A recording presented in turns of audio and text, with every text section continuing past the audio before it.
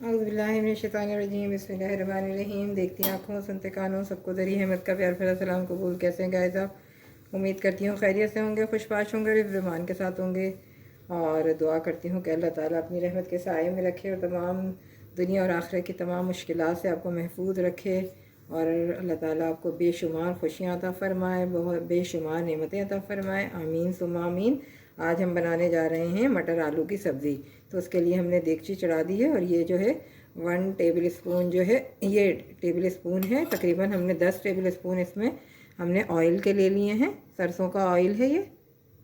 अब हम ये इसमें डाल देंगे, या फिर आप सालन के जो चमचे होते हैं 2 बड़े बड़े भर के वो भी आप ले सकते हैं। अब अगर हमें ये कम लगेगा तेल तो हम इसमें और मिला देंगे, लेकिन अभी हमने फ़िलहाल इसको 10 टेबल स्पून ही लिया है। और तकरीबन हमने 1 पाव आलू लिए हैं और 1 पाव ही हमने मटर भी लिए हैं। तो फिर ये चीज़ें हम डाल के, और ये तेल जब गर्म हो जाएगा तो फिर इसमें हम और चीज़ें शामिल करेंगे। अब तेल हमारा गर्म हो गया। इसमें हमने 4 साबित गोल लाल मिर्चें ली हैं। अजवाइन हमने ली है हाफ़ टी स्पून, और 1 टी स्पून जो है हमने ज़ीरा पाउडर लिया है। अब इनको डाल देंगे।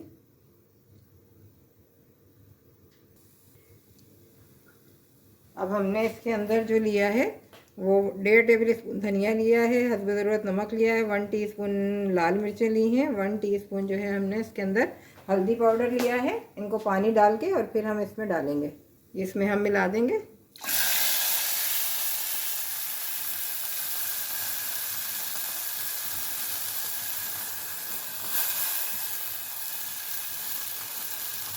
और इसको पकाएंगे।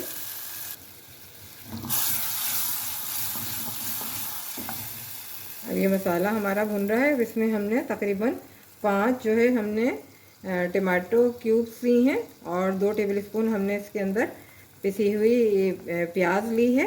प्याज तली हुई थी हमारी, तल के हमने उसको पीस लिया था। और ये तमाम चीज़ें डाल दी हैं हमने। अब इसके अंदर हम डाल के इसको भी अच्छी तरह से भून लेंगे। और अदरक लहसुन भी इसी में है, तकरीबन 1 टेबल स्पून अदरक लहसुन है। ये सब पेस्ट की शक्ल में हम डाल रहे हैं पानी में बना के।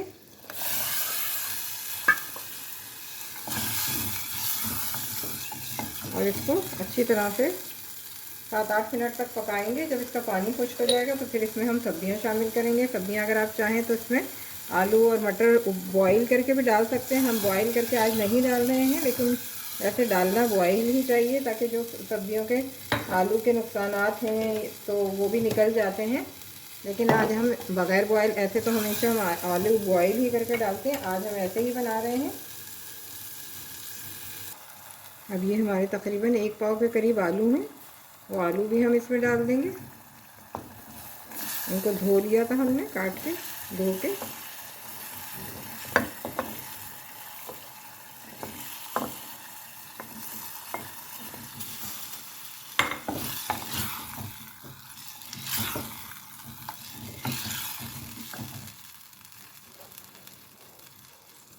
और तकरीबन ये हमारे 1 पाव के करीब मटर हैं, मटर भी हम इसमें मिला देंगे।